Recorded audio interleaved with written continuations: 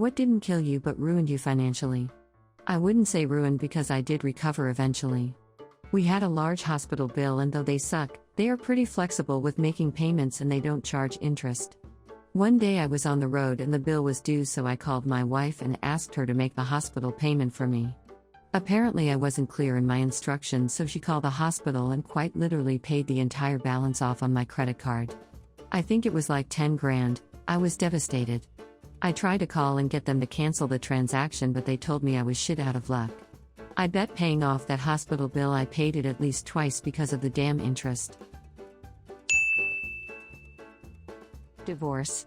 I can't stress this enough, but at the end of it all, when you're just two people who used to fuck and you're fighting for your basic rights to own a home, cars, and some basic odds and ends, just go replace the shit and move on.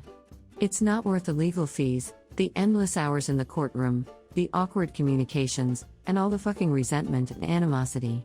Just get rid of the material things, replace them at a later date, and realize that your freedom is fucking priceless. Move the fuck on. I wish I'd have known this, as I got married to my high school sweetheart when I was 20, and it took me 5 years and change to recover from the cost of the divorce and payments from the settlement agreement. If I'd have just walked away, I probably would have had my life back, maybe even a better life in just 18 short months. In 2020, I lived in a U.S. territory and for tax purposes was advised to file as a resident of said territory. I had taxes equivalent to the U.S. federal rate withheld. As I was married, my spouse, who remained in U.S., still had to file a state and federal return. We should have gotten a $8,000 refund. Turns out the U.S. territory and the U.S. state side were fighting back and forth as to whom should be entitled to my wage withholdings while I worked in the territory. After 3 years and an audit, the intervention of a taxpayer advocate, an accountant, and lots of paperwork, we were finally advised that the issue has been resolved and the refund should be forthcoming. My accountant said they couldn't figure it out, so the territory agreed to defer to the U.S. Technically this is wrong, as I very much lived and worked in the territory and by the IRS guidelines, should have filed there. 3 years and you guessed it, no interest on that $8,000. Oh, it gets better. Because the return was pulled for the residency dispute, we were never paid the economic relief payments. Supposedly we will receive that as well. Never mind the additional accounting fees we paid for this fiasco. Glad to receive the payments finally, but in the 3 years we have waited, there were a lot of times we could have used the money. It got to the point that we accepted we would never see it. It didn't kill us, but certainly was deflating and drawn out. Stepping down from my previous job.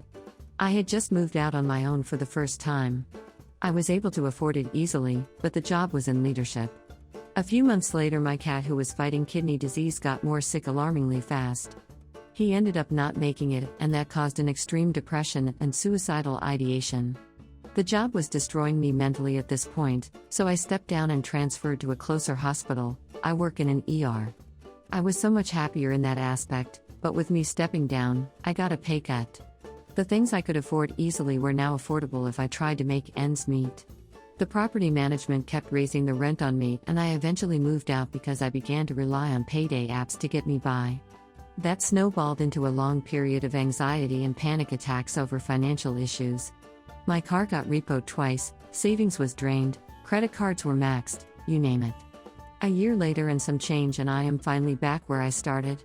Credit cards are paid off. I'm living at home until I have my savings back where I want it to be, same with my credit. Once I get back on my feet, I'll be back out there. A house. Everyone said to invest in one, so I did. Job got transferred, so ended up having to move out of state less than a year later. Agreed to sell because we would have broke even and got excited. On the inspection to sell, ended up finding over $45,000 worth of required repairs. Because of the repairs, it couldn't be sold and no renter's insurance would cover it. Rude, broken sewer line under foundation, garage door spring needed replacement, that rotted bathroom subfloor and basement roof, and then random small things that added up quick.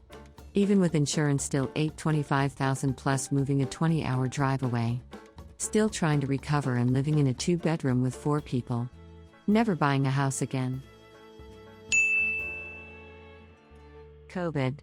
I worked in sports sponsorship marketing, but everything shut down due to government mandates. No fans in the stadium, arena, venue, etc. seats, so there weren't any sponsorship/marketing dollars. That meant I got laid off, but I exceeded the US government's max salary in 2019 to qualify for relief checks. I was able to get mortgage relief, but unemployment barely covered the rest of the bills. There was still the threat that venues would be shut down once fans returned in 2021 if COVID rates increased again, so companies were reluctant to make investments. I now make 50% less than what I used to. Additionally, I'm still significantly underwater with debt due to credit card interest. I've never carried debt in my life. I can sell my house, but my current interest rate is so low and the cost of housing has increased that I'd break even on a smaller place. It sucks. I'll be 55 years old in a few weeks and have accepted I'll never be able to retire. A change in attitude. I used to be very isolated and dependent on myself and myself only. I could do everything I needed by myself, I was content with my own company, and I was more than happy just doing that. In comes the school system.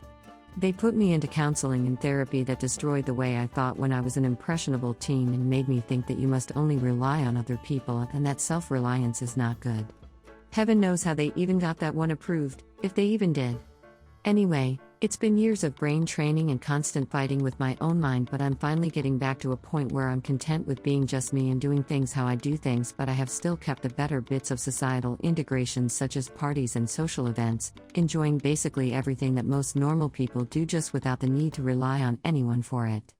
The struggle was that the only way I could chase what I was being told was right before was by constantly buying friends with gifts for them, taking people out and paying out my own pocket, spending money on ridiculous things to impress people.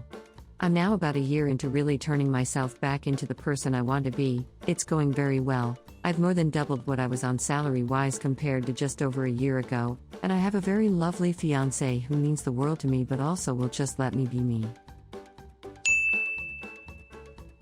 2 co-workers made a story up to get me fired, ruined me financially. Found out the reason one wanted to get his brother a job and the other wanted to get his brother-in-law a spot, so they decided to get my position. Thought they were my friends, but that turned out not to be true. Fallout: the one guy turned on the other by saying family members can't work together, so he got his relative in without any competition. So the other confessed to me about the whole thing. After a year I found out my boss quit or got fired, the conspirator got his job, and after 9 drivers quitting in a year asked me if I wanted my old job back. We'll never recover from that, but at least my family held together, and it showed my kids that money is nothing without loved ones.